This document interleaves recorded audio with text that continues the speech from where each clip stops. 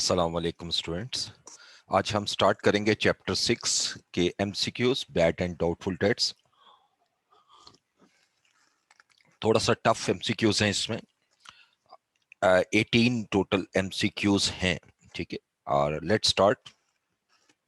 इसमें कुछ थ्योरेटिकल है, कुछ न्यूमेरिकल। क्वेश्चन नंबर 1 देखते हैं। थ्योरी का क्वेश्चन है, which of the following is not a reason for recording the bad debts in books. यानी अब हमने यहां से ये देखना है कि इनमें से कौन सी ऐसी रीजन है जो बैड डेट जिसकी वजह से रिकॉर्ड नहीं किया जा सकता। Like number 1, customer was declared insolvent. जब कस्टमर इंसॉल्वेंट होता है तो ऑब्वियसली हम वहां पर रिकॉर्ड करते हैं बैड डेट्स को, ठीक है। तो customer had died and he had left insufficient assets to its debts. अब एक कस्टमर जो है उसकी डेथ हो गई और उसके पास कुछ भी नहीं है पे करने के लिए, उसके एसेट सफिशिएंट नहीं है, so obviously we will record the bad debts. Customer is in severe financial difficulties. देखिए, जब कस्टमर एक स्वेयर फाइनेंशियल डिफिकल्टीज में होता है तो अभी हम इसका बैड डेट रिकॉर्ड नहीं कर सकते, ठीक है। तो अब फिलहाल ऑप्शन सी है, इसके गेस हम अलाउंस रूल क्रिएट करते हैं which is also known as provision for doubtful debts, ठीक है। लेकिन इसके बैड डेट्स हम रिकॉर्ड नहीं कर सकते। Right now option C looks correct option, but let's see D भी देखते हैं। Customer shot dishonesty and left without intimating, so is very clear option C is the correct option, ठीक है जी। सो question number 2,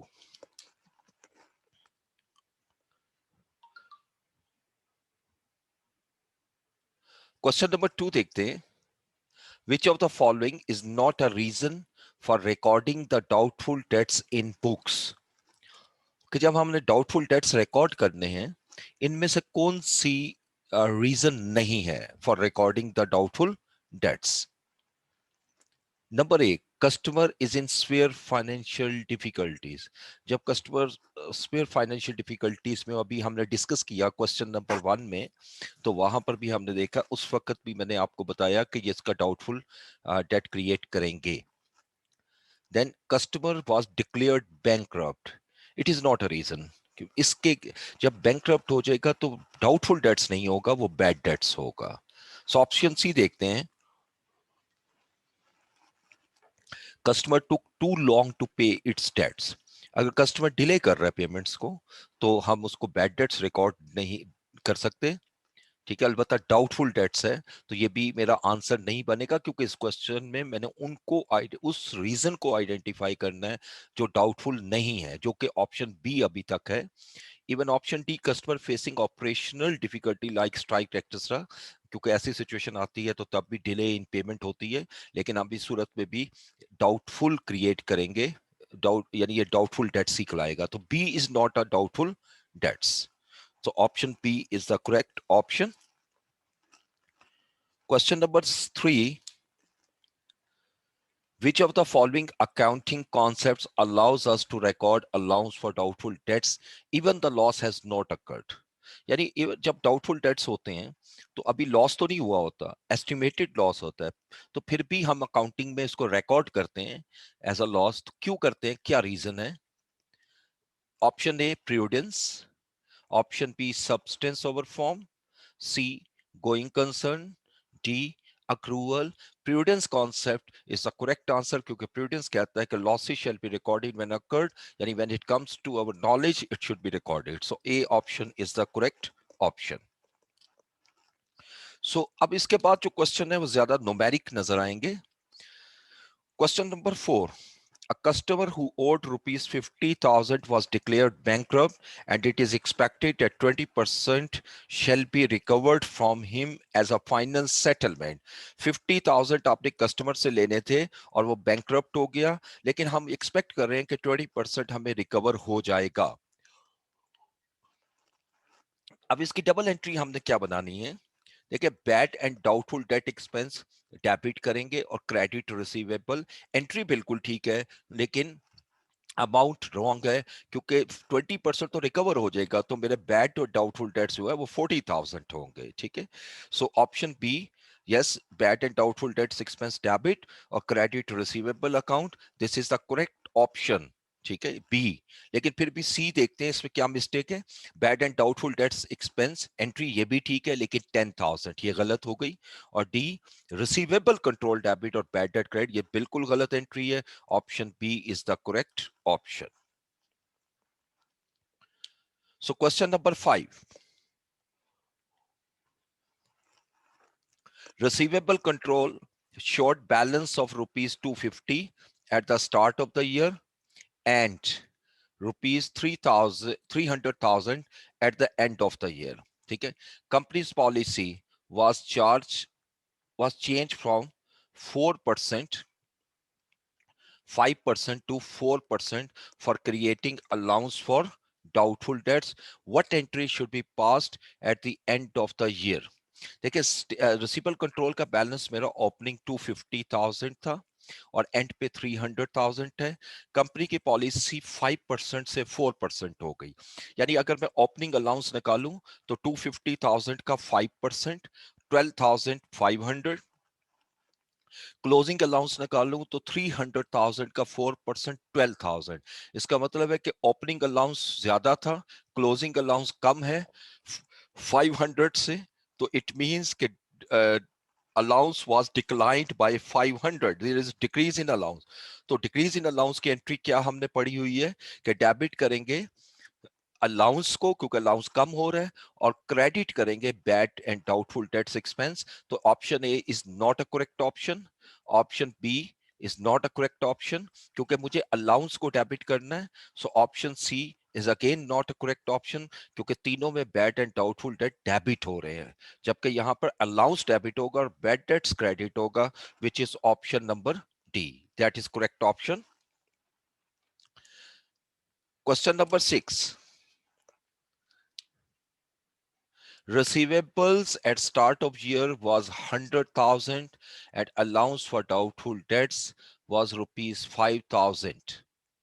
During the year ended 31st December 2018, bad debts of rupees 4,000 were written off. And at end of the year, receivable were rupees 120,000. How much amount shall be charged to statement of comprehensive income for the year ended 31st December 2018? ठीक है जी, अब इसको calculate करते हैं।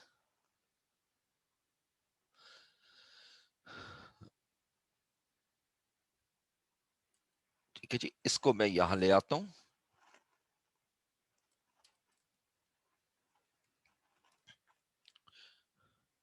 ठीक, तो receivable वो कह रहा है at the start of the period were,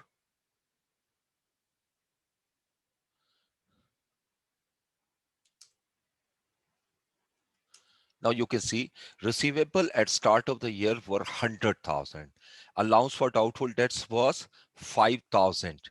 During the year ended 31st December, bad debts of 4,000 were written off. And at the end of the year, receivable were 120,000. How much amount shall be charged to statement of comprehensive income for the year ended? Okay, देखिए सबसे पहले तो जो statement comprehensive income में जाएगा वो bad debts हैं। ठीक है, एक तो हमारे बैड डेट्स हो गए जो राइट ऑफ किए, वो 4,000 की अमाउंट आ गई। दूसरा हमारा अलाउंस आएगा। ठीक है, अलाउंस जो है वो ओपनिंग की तरह था। ओपनिंग अलाउंस 100,000 का आप कितने परसेंट लोगे? अच्छा, ओपनिंग गिवन है, सॉरी, ओपनिंग अलाउंस जो है that is given in a question और you can see the opening allowance is 5,000। अब क्लोजिंग अलाउंस निकालना है। बैड डेट्स राइट ऑफ हो चुके हैं, क्लोजिंग अलाउंस निकलेगा 120,000 मेरे रिसीवेबल है और इसका कितने परसेंट? ठीक है, 120,000 का परसेंटेज गिवन नहीं है। अगर परसेंटेज गिवन ना हो तो आप कैसे निकालोगे? ओपनिंग अलाउंस से आप परसेंटेज निकालोगे। अगर मैं कहता हूं कि ओपनिंग अलाउंस जो है वो मेरा 5,000 है, 5,000 और ओपनिंग रिसीवेबल 100,000, इसको डिवाइड कर दो और मल्टीप्लाई कर दे 100 से, तो ये 5% आ रहा है। इसका मतलब क्लोजिंग अलाउंस में 5% लूंगा 120,000 का।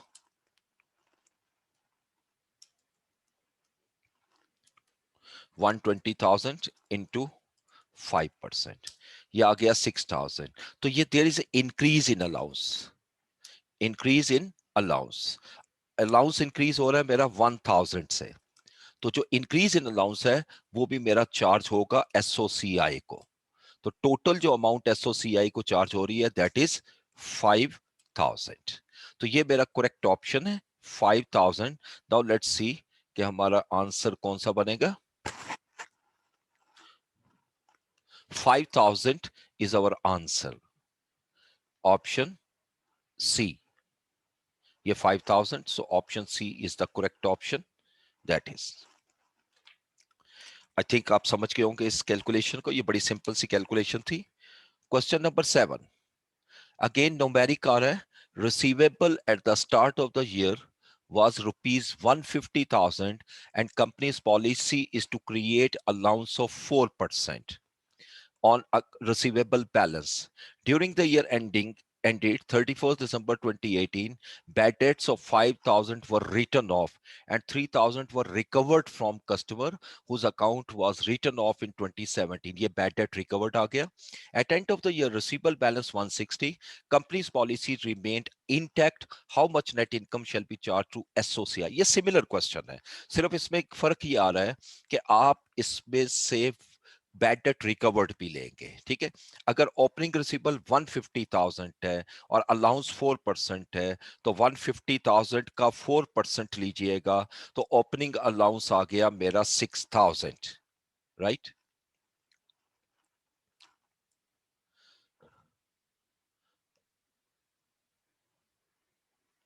ओपनिंग अलाउंस आ गया मेरा 6,000। इस क्वेश्चन को भी मैं यहां ले आता हूं आपके लिए।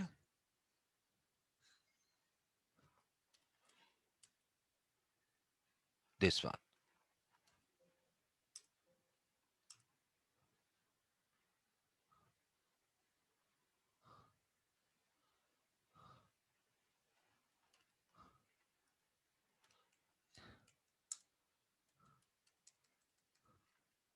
ये लीजिएगा।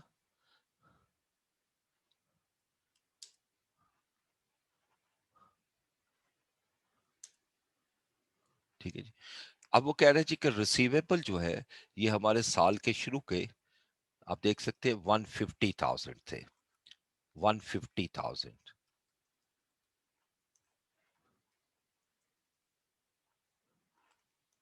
ओके, ओपनिंग रिसीवेबल मेरे 1,000, तो मैं ओपनिंग अलाउंस निकालता हूं। ओपनिंग अलाउंस आएगा 150,000 का 4%। अगर हम इसका 4% लें तो that is equal to 150,000 into 4%, जो कि 6,000 आ गया। During the year ended bad debts of 5,000 will be written off. जो राइट ऑफ हुए हैं वो एसओसीआई को चार्ज हो जाएंगे, वो मैं यहां लिखता जाता हूं। 4,000, 5,000, और जो लिख रहा है at 3,000 were recovered from customers, तो 3,000 माइनस होंगे यानी ये इनकम जाएगी। तो ये दोनों एसओसीआई में आ गए। अब क्लोजिंग अलाउंस चाहिए। क्लोजिंग अलाउंस आप निकालोगे 160,000 का हाउ मच परसेंट, 160,000 का भी 4%, क्योंकि वो कह रहे हैं कंपनीज पॉलिसी रिमेन्ड इंटैक्ट। तो आपका क्लोजिंग अलाउंस 160,000 का 4% है जो कि 64 है। तो इंक्रीज इन अलाउंस जो है वो 400 हो गया। ये तीन अमाउंट जो है इसको जब मैं प्लस माइनस करूंगा जो अमाउंट आएगी that is 2,400। It is the answer.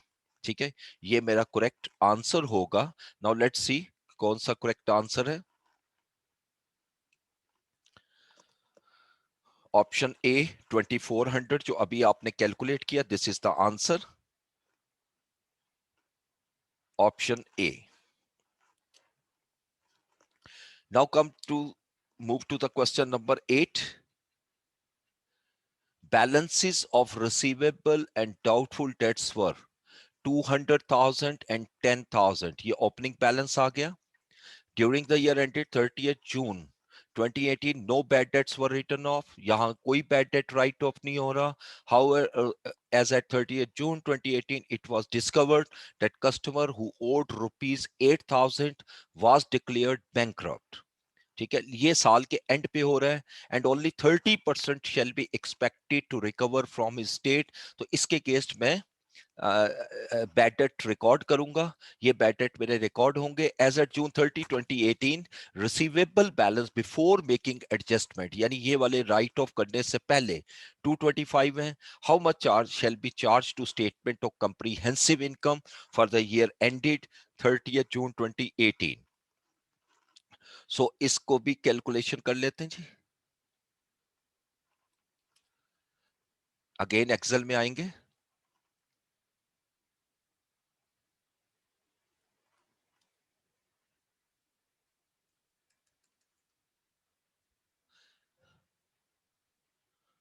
This one,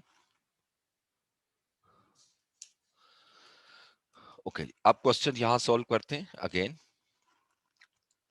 देखिए आपका ओपनिंग अलाउंस जो है वो 200,000 है। रिसीवेबल 200,000 है, ओपनिंग अलाउंस 10,000 है। मुझे अलाउंस चाहिए। ड्यूरिंग द ईयर कोई बैड डेट नहीं हुआ, लेकिन फर्दर वो कह रहा है कि जो आपके 30 जून को ये पता लगा कि एक कस्टमर बैड हो गया है और बैंकरप्ट हो गया, सिर्फ 30% रिकवर होगा। तो ये bad debt to be return off हो जाएंगे ना, bad debts to be return off. और जो bad debt to be return off है वो यहां जाएगा एसओसीआई में। ये आप कर दोगे 800,000 का 70%, क्योंकि 30% रिकवर हो जाएगा, 70% हमें रिकवर नहीं होगा। As at June 30, 2018, receivable balance, जो रिसीवेबल आ रहा है बैलेंस, और वो हमारा बता रहा है 225,000। लेकिन इसमें से बैड डेट जो राइट ऑफ नहीं हुए, इसको हम लेस करेंगे। Bad debts to be return off जो हैं वो मेरे 8,000 है। 5,600 जो bad debt to be return off है वो 5,600। अब रिमेनिंग अमाउंट आ गई 219,400। अब इसकी हम परसेंटेज कैलकुलेट करेंगे। इसकी भी परसेंटेज 4% है। ये 8,776 और ये 8,000 है, जो बैड डेट्स है ना, ये 8,680। अब अगर आप इसको कैलकुलेट करें 8,680 को 4%, अच्छा इसमें परसेंटेज 5 है, सॉरी 4 नहीं है, 5% है। इसको दोबारा देखिएगा, ये मैंने परसेंटेज आई थिंक गलती से 4% लगा दी, ये 5% है। तो इंक्रीज इन रिसीवेबल जो है, इंक्रीज इन अलाउंस जो है वो 850 आ जाएगा। और इन दोनों को ऐड कर लें। This one, the amount which is charged to SOCI 6450. So this one is the option C, 6450. This one is the option C. Question number 9. Following balances relate to Sunil Sons. अब ये कुछ balances दिए हुए हैं, पहले देखते हैं requirement इसकी क्या है। रिक्वायरमेंट ये है कि आपने how much cash and cheques receipt from customers during the year ended 31 December 2018। ठीक है, कितना कैश आपने रिसीव किया था। तो पहले जरा डिस्कशन कर लेते हैं। रिसीवेबल जो 250 है ये डेबिट साइड पर आएंगे। Increase in allowance receivable ledger में नहीं शो होता। सेल्स रिटर्न 5,000 है, of which 80% relate to credit sale, यानी इस 5,000 का 40% रिसीवेबल की क्रेडिट साइड पे आएगा। टोटल सेल्स 700,000 है, ऑफ विच 20% कैश सेल। 700,000 का 80% क्रेडिट सेल है, यानी 560,000 ये डेबिट साइड पर आएगा।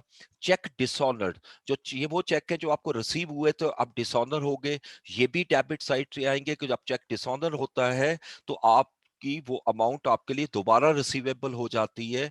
इसी तरह बैड डेट्स रिटर्न ऑफ 8,300, ये रिसीवेबल की क्रेडिट साइड पर आएगा। डिस्काउंट रिसीव्ड का इससे कोई ताल्लुक नहीं लेजर से, ये पेएबल से रिलेट करता है। और रिसीवेबल का क्लोजिंग बैलेंस गिवन है। बैलेंसिंग फिगर जो आएगी वो कैश रिसीव्ड फ्रॉम कस्टमर्स है, जो मैंने कैलकुलेट करनी है। अब जरा मैं आता हूं इसकी तरफ, एक्सेल की तरफ।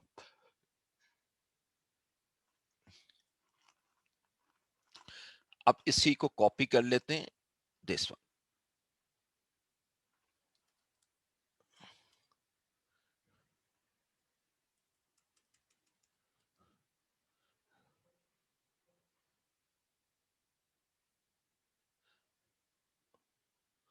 ओके जी। अच्छा, इसमें लेजर बनाना है हमने, ठीक है, इसको मैं नीचे लाता हूं, क्वेश्चन वहीं से देख लेते हैं। ये लेजर है हमारा, राइट। ये इसकी एक डेबिट साइड है और एक क्रेडिट साइड।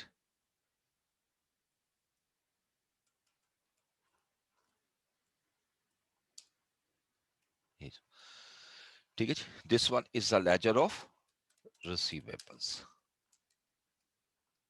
क्वेश्चन में देखें तो पहली आइटम हमें जो दी हुई है that is opening balance. Opening balance हमें दिया हुआ है 250,000 का, तो ये हम डेबिट साइड पे लिख देते हैं, balance brought down 250,000। Then increase in allowance नहीं आएगा, सेल्स रिटर्न 5,000 है, लेकिन इसमें से 80% ले लेंगे क्योंकि क्रेडिट सेल रिटर्न लेनी है जो कि 4,000 आएगी। इसी तरह जो आपकी टोटल सेल 700 है जिसमें 20% कैश सेल है, तो आप 700,000 का 80% लेंगे, तो ये क्रेडिट सेल यहां पर आ जाएगी जो कि 560,000 बन रही है। देन चेक डिसऑनर 12,500, जो डिसऑनर चेक है 12,500, ये भी डेबिट हो जाएंगे। देन बैड डेट्स 8,300, ये क्रेडिट साइड जो रिटर्न ऑफ है 8,300। देन डिस्काउंट रिसीट हमने पढ़ा था नहीं आएगा, और अकाउंट रिसीवेबल का क्लोजिंग बैलेंस 280,000। अब हम इसको बैलेंस करते हैं, तो यकीनी बात है मैंने फाइंड करना है यहां पर cash receipt from customers. This amount is the balancing amount. तो अब इसको टोटल किया, इस साइट का टोटल आया मेरा 822,500, यही टोटल इस साइट पे लिखा, और इसमें से इस टोटल में से ये तमाम रकम माइनस कर देते हैं जैसे लेजर को बैलेंस करेंगे। दिस वन 530,200, तो 530,200, 530,200 इज द आंसर। अब ऑप्शन नंबर डी।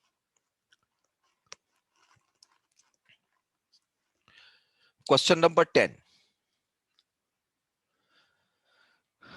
अब इसमें भी हमें दिया हुआ है जी कि कुछ एरर्स हुई हैं, ठीक है।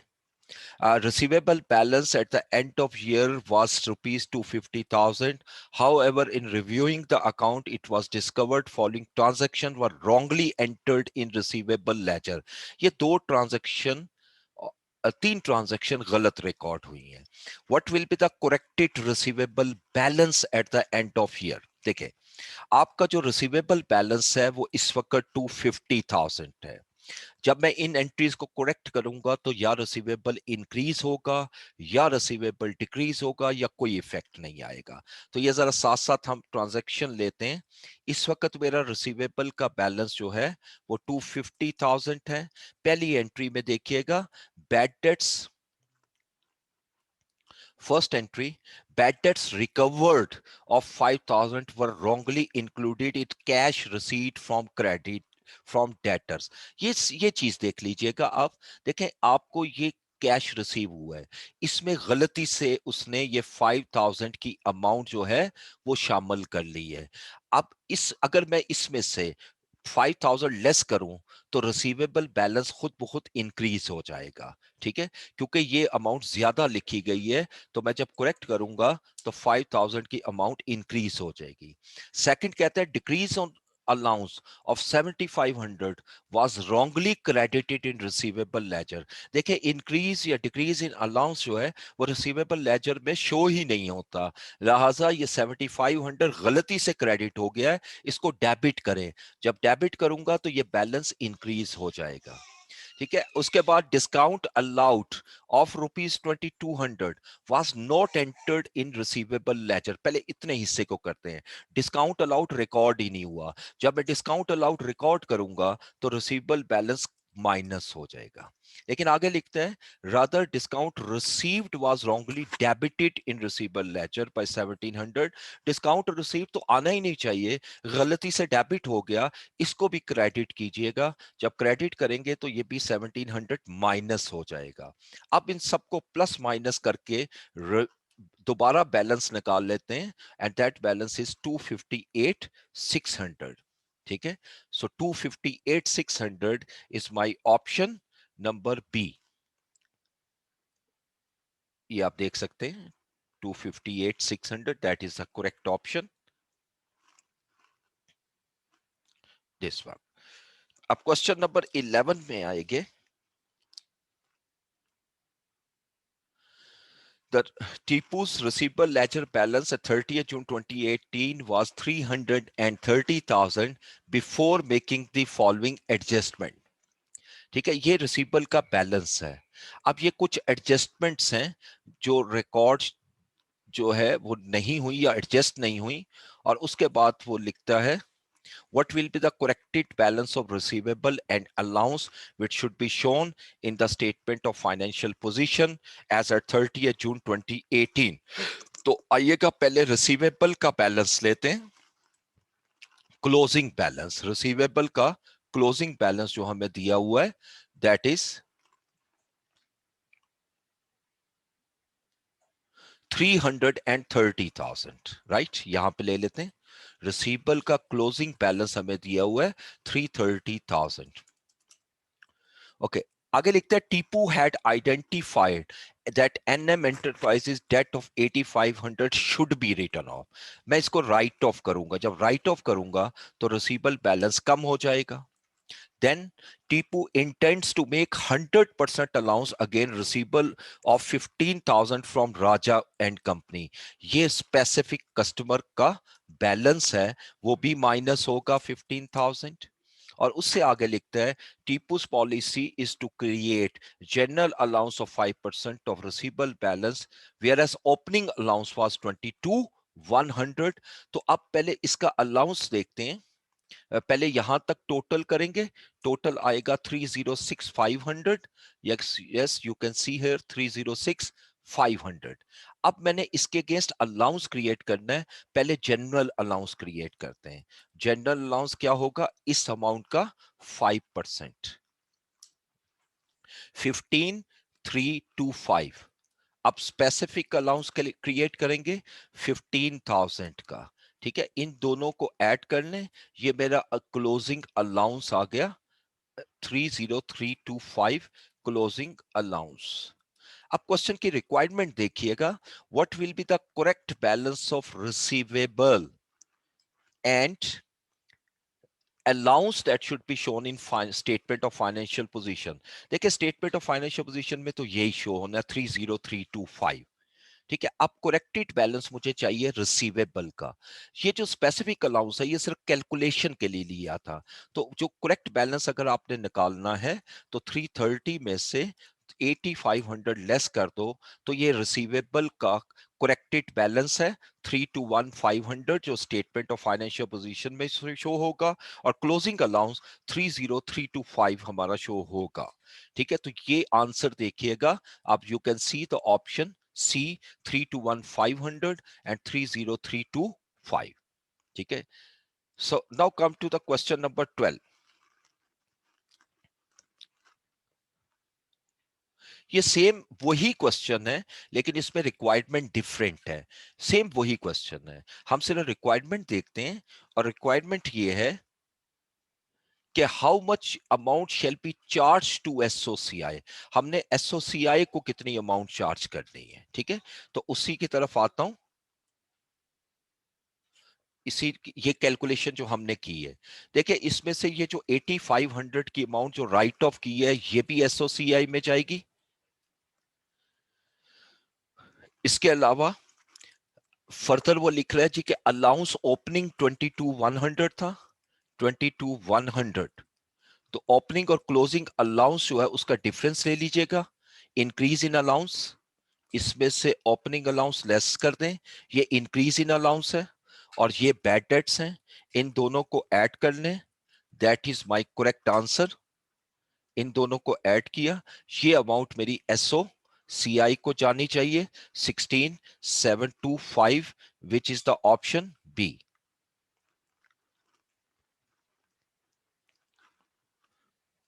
Question number 13, Nishat showed net receivable or 220,800 in its statement of financial position as at 30th June 2017। ये उसके नेट रिसीवेबल है। देखिए ये क्वेश्चन बहुत ही अच्छा क्वेश्चन है। इसके अंदर नेट, नेट का मतलब है इसमें अलाउंस लेस हुआ है और 30 जून को भी दिए हुए हैं, और अलाउंस वो कह रहा है कि 4% से इंक्रीज होकर 6% पे चला गया, यानी ओपनिंग अलाउंस 4% था, क्लोजिंग अलाउंस 6% है।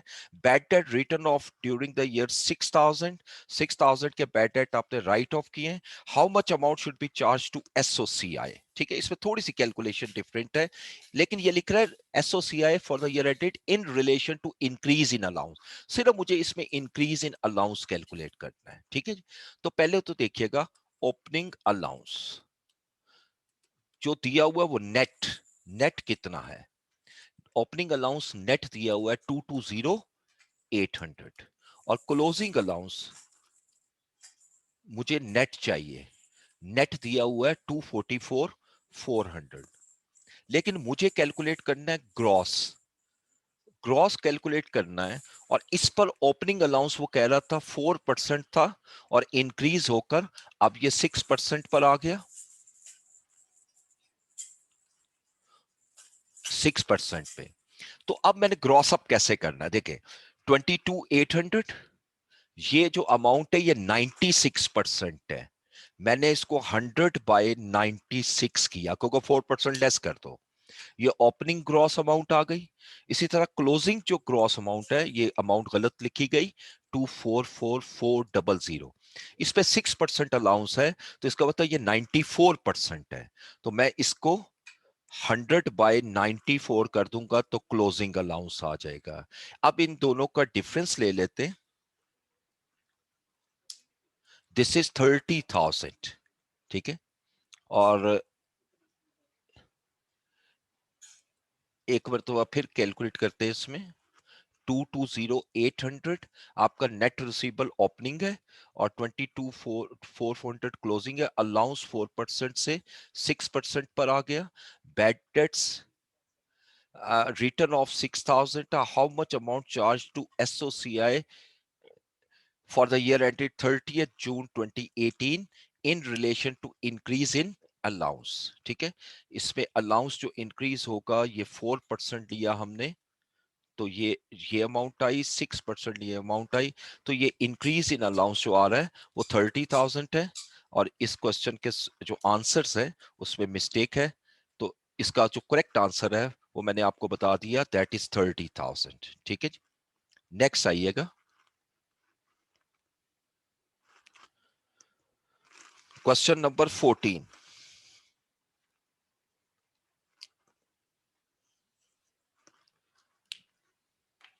अच्छा, इस क्वेश्चन की रिक्वायरमेंट देखें, what was the sales amount which should be recognised as revenue in the statement of comprehensive income for the year ended 30 June. इसमें मुझे सेल्स चाहिए, ठीक है।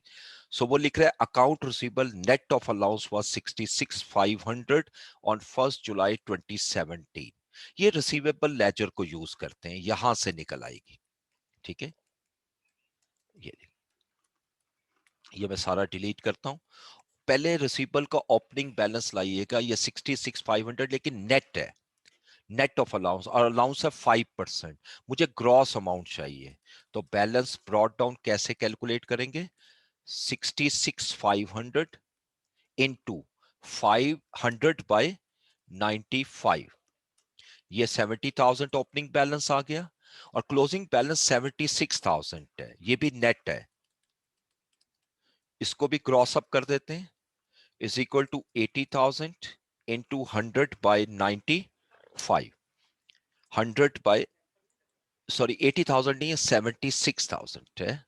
76,000 टू 100/90, 80,000 की अमाउंट हमारी कैलकुलेट हो गई। इसे आगे लिख रहा है during the year ended 30 June cash cell of 50,000 was made. Cash cell यहां नहीं आती रिसीवेबल में, ठीक है। Cash of 125,500 and check of 130,000 were received। आपने दो अमाउंट रिसीव किए हैं, कैश 125,500 और चेक आपने रिसीव किया है 130,000। लेकिन आगे लिखता है of which 5,500 were related to bad debts, यानी ये 55 इसमें नहीं आना चाहिए था, वो रिवर्स कर देते हैं। ये बैड डेट्स रिकवर्ड है, ये डेबिट साइड पे आ जाएगा 5,500। Then irrecoverable debts to be return off 9,000। Bad debts जो हैं वो 9,000 है, ये 9,000 आ गए। Then discount allowed and receive 3,000 2,000। सिर्फ डिस्काउंट अलाउड आएगा, 3,000 रिसीव नहीं आएगा इसमें, वो पेएबल में आएगा। जबकि कॉन्ट्रा सेटलमेंट विद पेएबल 6,000, ये 6,000 कॉन्ट्रा सेटलमेंट है अगेंस्ट पेएबल्स। अब जो इसका डिफरेंस आएगा that will be the sales, और यहां जो सेल आएगी ये बैलेंस करते हैं। अब जो यहां सेल आएगी this one is known as credit sales.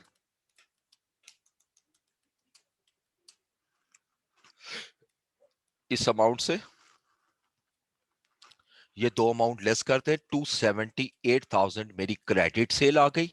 लेकिन उसने पूछा है क्वेश्चन में टोटल सेल्स, ठीक है। What should be amount to recognise as revenue, इसमें कैश सेल ऐड कर दें जो कि 50,000 दी हुई है, तो टोटल सेल बनेगी 328,000, जो कि ऑप्शन नंबर डी आप यहां से देख सकते हैं, ऑप्शन डी। क्वेश्चन नंबर 15 जी। अब इसमें रिक्वायरमेंट ये है, how much amount should be charge to statement of comprehensive income. ठीक है, sales revenue on Noman sons were 750,000 of which 20% is cash sale। इसका मतलब क्रेडिट सेल 80% है and receivable balance represent 60% of credit sales. अच्छा ये देखिएगा, साथ साथ इसको कैलकुलेट करते हैं। उसने हमें इंफॉर्मेशन दी है कि हमारी जो क्रेडिट सेल्स है, सेल्स रेवेन्यू 750 है, यानी टोटल सेल्स जो है वो 750 है, और इसमें 20% कैश सेल है। मुझे क्रेडिट सेल्स चाहिए जो कि 80% होगी, इस अमाउंट का 80% ले ले, ये क्रेडिट सेल आ गई।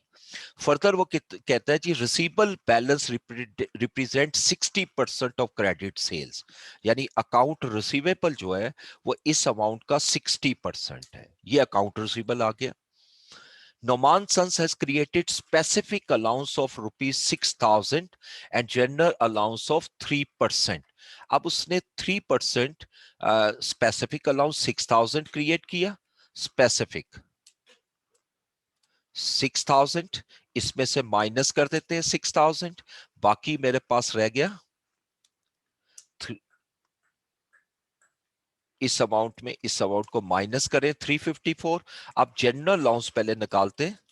जनरल अलाउंस इस अमाउंट का 3% उसने कहा, आई थिंक यस 3%, और स्पेसिफिक अलाउंस जो है वो ऐड करते हैं इसमें जो कि है 6,000। अब टोटल अलाउंस जो आ रहा है मेरा वो इन दोनों का सम है।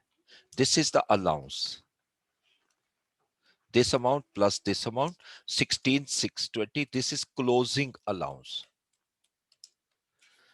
अच्छे से आगे लिखते हैं, as a result new allowance balance was 1.662 times more than opening balance, यानी ये जो क्लोजिंग निकला है ये ओपनिंग का 1.662 टाइम्स ज्यादा है। तो ओपनिंग अलाउंस कितना आया, इस अमाउंट को डिवाइड कर दीजिएगा 1.662 टाइम्स, तो ये 10,000। तो देखिए इंक्रीज इन अलाउंस कितना आया 6620, ये अमाउंट मेरी एसओ सीआई को ट्रांसफर होगी। ऑप्शन नंबर ए, इसमें ऑप्शन ए जो है वो करेक्ट आंसर है। इस क्वेश्चन के अंदर कोई टेक्निकल चीज नहीं थी, लेकिन सिर्फ कैलकुलेशन दी है, option A. Question number 16, accountant of AB coal has wrongly overstate the allowance at year end by 3800, यानी अकाउंटेंट ने गलती से अलाउंस जो है साल के एंड वाला यानी क्लोजिंग अलाउंस ज्यादा लिख दिया. It will impact as profit was overstated. देखिए जब आप क्लोजिंग अलाउंस ज्यादा लिखते हैं तो एक्सपेंस ज्यादा रिकॉर्ड हो जाता है जिससे प्रॉफिट अंडरस्टेट होता है. तो ये स्टेटमेंट करेक्ट नहीं है. सेकंड, नेट करंट एसेट वर अंडरस्टेटेड. जब आपका क्लोजिंग अलाउंस ज्यादा लिखा जाएगा तो ये अमाउंट कॉन्ट्रा फॉर एसेट है, ये एसेट से माइनस होगी तो नेट एसेट मेरे कम हो जाएंगे. तो ये अंडरस्टेट हो रहा है. ये बिल्कुल ठीक है और स्टेटमेंट टू करेक्ट है. Which of the following statement और statements is are correct? Statement one ये गलत है, ये नहीं करेक्ट नहीं है. Statement two is correct. So option B should be the answer. So let's see. C, both statement no. D, none of the statement no. Option B is the correct option. अब मेरे सिर्फ दो question रह गए, second last. which of the following is not a benefit of providing credit to customer? जब हम customers को ज्यादा क्रेडिट देते हैं तो क्या बेनिफिट नहीं होता? May result in enhancing sale. Yes, इससे सेल बढ़ती है, ये बेनिफिट है. इनहांसिंग कस्टमर लॉयलिटी भी इंक्रीज होती है, ये भी बेनिफिट है. अट्रैक्ट न्यू कस्टमर, ये भी बेनिफिट है. और सिर्फ बेनिफिट नहीं नहीं है तो इंप्रूव द कैश फ्लो. क्यों? क्यों जब आप कस्टमर को क्रेडिट ज्यादा देंगे तो कैश फ्लो कम हो जाएगा. Option D is the answer. Now come to the last question. Receivable balance, ये सारा डाटा आपको गिवन है. पहले रिक्वायरमेंट देखते हैं. What will be the net sales? ठीक है, देखिए रिसीवेबल बैलेंस साल के शुरू में 175,000 थे. अगर आप कॉपी साथ रखो तो ये डेबिट साइड पे आएंगे, क्लोजिंग क्रेडिट साइड पे, डिस्काउंट अलाउड क्रेडिट साइड पे, डिस्काउंट रिसीव्ड नहीं आएगा रिसीवेबल लेजर में. बैड डेट्स 2000 ये क्रेडिट साइड पे आएंगे. Bad debts to be return off credit side पे आएगा. Increase in allowance receivable ledger में नहीं लेंगे. चेक रिसीट फ्रॉम सप्लायर ये नहीं आएगा. लेकिन फ्रॉम कस्टमर 356,000 ये रिसीवेबल की क्रेडिट साइड पे आएगा. कैश सेल 45,000 ये आपका रिसीवेबल लेजर में नहीं आएगा. Sales return 6,000 of which one third relate to cash sale. पहला काम तो आप ये करोगे कि इसमें वन थर्ड यानी 4,000 लेस करोगे. पहले आप सारी सेल निकालोगे. ये मैं अब इसलिए नहीं खुद कर रहा आपके सामने क्योंकि आपने इसमें पहले दो मरतबा मैं लेजर बना चुका हूं. तो what will be the net cell जब आप इसको कैलकुलेट करोगे? द आंसर विल बी, ये मैं आपको बता देता हूं, नोट डाउन कीजिएगा. Answer will be 425,000. ठीक है, इसको जरा आप खुद कैलकुलेट कीजिएगा और इन क्वेश्चंस को जरा आपने दोबारा भी एक दफा ट्राई करनी. ठीक है जी. So that's end of the presentation. Thank you so much. अल्लाह हाफिज.